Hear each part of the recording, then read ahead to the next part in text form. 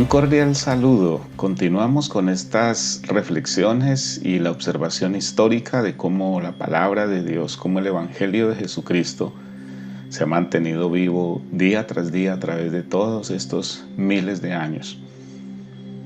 Podemos decir, como Jesucristo lo declaró en su palabra, ni las puertas del Hades prevalecerán contra la iglesia. Y es que en realidad, amados, la iglesia ha tenido infinitas persecuciones, proyectos muy grandes y de personajes terrenales muy poderosos que han establecido como propósito acabar con este movimiento que corresponde al reino de Dios.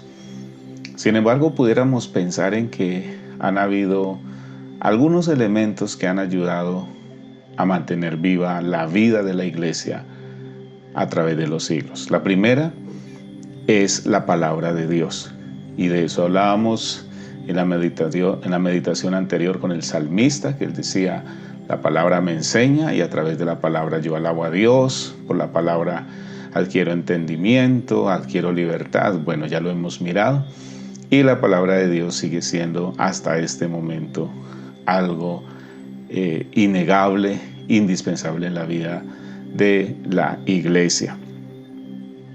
Y tal vez me atrevo a decir que aunque hay proyectos nacionales, internacionales, globales, de erradicar la palabra de Dios, porque esto sigue siendo un proyecto del diablo, quitar la palabra de Dios a la iglesia, en realidad no se va a lograr. Eso no va a ser posible, porque esta palabra va a permanecer, así como durante estos siglos anteriores ha estado allí, seguirá también firme la palabra de Dios. En segundo lugar, y como lo venimos viendo, para cada época Dios va levantando personajes, hombres y mujeres, que se consagran y se disponen a ser instrumentos de Dios para conservar las Escrituras.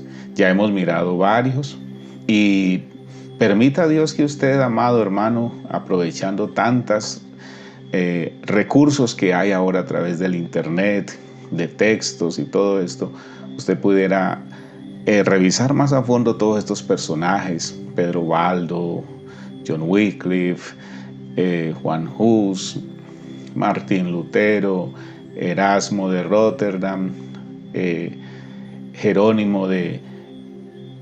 Todas estas personas que han estado en nuestros devocionales durante este tiempo y han ido en el hilo de la historia de la vida de la iglesia. Para hoy, de una manera muy breve, quiero hablar de un personaje que es muy importante. No voy a decir el más importante, pero voy a decir muy importante, y es Juan Calvino. Este hombre nació el 10 de julio de 1509. Es decir, cuando se da 1517 la Reforma, todavía es un niño. Sin embargo, es un hombre muy inteligente. Él nace en Noyon, Francia, y definitivamente nace como un hombre que va a hacer un aporte impresionante a todo el programa de la Reforma. Es un hombre curioso, investigador, es un hombre estudioso, dedicado a aprender cada vez más. Va a la universidad, estudia artes, estudia leyes, estudia teología. Bueno, pudiéramos decir que es un personaje ilustre desde la academia, pero también podríamos decir que es un ilustre desde la parte teológica. Y tal vez la parte más importante viene siendo esta: es un hombre que aprende los idiomas del hebreo, el griego, el latín, bueno, el francés, muchos idiomas, pero siempre en medio de todo lleva cautivo su corazón a la experiencia cristiana. Él, resumiendo mucho su historia, dicen que él publica, una de sus principales publicaciones, o por lo menos por la que es más reconocido, es por una serie, 4 tomos, que hoy conocemos como las Instituciones de la Religión Cristiana. Son unos tomos donde él explica tal vez lo que Martín Lutero no alcanzó a explicar acerca de la doctrina, porque Martín Lutero se enfocó mucho en el primer paso de la experiencia cristiana, que es la salvación, pero para Calvino es muy importante lo que sigue, es decir, la renovación, la comunión con Dios, la vida del creyente como cristiano, y a eso se dedica en estos textos. Aunque no fue solamente que escribió estos textos, en realidad su biografía muestra que escribió bastantes textos que dejó escritos, cartas, comentarios, y para 1536 es el libro del que le estoy hablando. Aparece una especie de borrador, un libro pues aparentemente pequeño, 516 páginas, pero es el libro que tiene como el resumen de todo lo que es la vida cristiana y de todo lo que un cristiano debería hacer en ese momento. Y allí hay instrucciones del nuevo nacimiento, instrucciones de cómo vivir como cristiano, cómo una persona debe comportarse en medio de la sociedad, siendo un buen cristiano, siendo una persona que definitivamente muestra con hechos, con actitudes, que ha sido transformado por el Evangelio de verdad. Su punto de impacto, hablando de un punto geográfico, es Ginebra, donde él en realidad logra establecer su iglesia, establecer su proyecto, como quería ver una iglesia estructurada. Y parece que es allí donde él logra dejar ese modelo para las demás comunidades. Dicen algunos que escribió alrededor de 96 libros originales, y también escribió alrededor de 2000 sermones. ¿Cómo lo hacía? Bueno, mientras él predicaba tenía unos secretarios que iban tomando las notas, y luego entonces él las revisaba y quedaban disponibles para impresión y para distribuirse a distintos lugares donde el Evangelio se estaba extendiendo y donde la reforma estaba alcanzando consolidarse de alguna manera en esos lugares. Tal vez otra de las cosas que logró gran reconocimiento fue que Juan Calvino establece o instituye la primera universidad cristiana en Ginebra.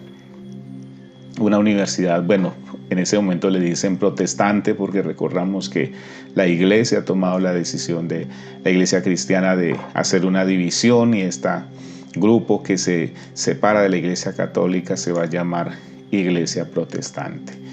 Pudiéramos decir muchas cosas más bien yo quisiera invitarles para que no se queden con estos pensamientos. En realidad lo que en el fondo mi propósito es que ustedes conozcan los nombres de estos personajes y que el Espíritu de Dios y el Señor les inquiete a averiguar más, verse un video, leerse un documento.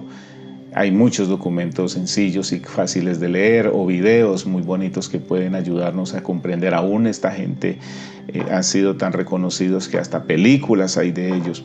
Entonces, al mencionarlo, solamente quiero como dejar en sus corazones una semilla. ¿Quién era este personaje allí con unos rasgos muy generales? Pero quiera Dios que usted se convierta en una persona muy aplicadita, que va a tomar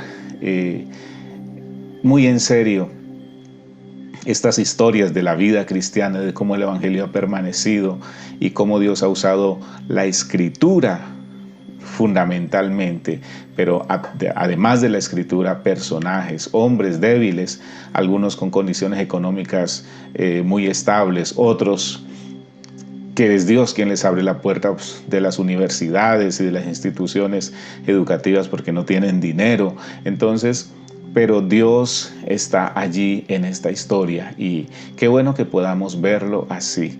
Que Dios continúe bendiciéndole y que permita a Dios que estas no son ni breves, estos comentarios elementales puedan ayudarle a ser curioso, curiosa, inquieto, inquieta y que el Señor a través de esto también le desafíe a ser parte de este movimiento que Dios está organizando para estos tiempos.